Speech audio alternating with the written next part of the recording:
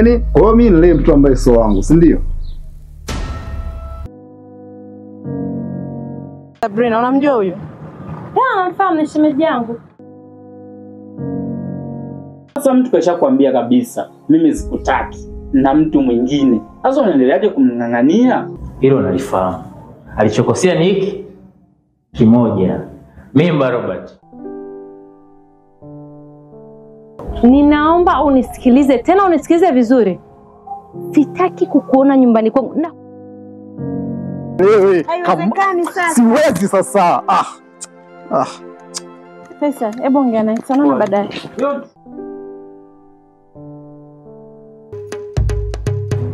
Wewe ukataka kuja kwa nyumbani kwa wewe. Unaipa dharau.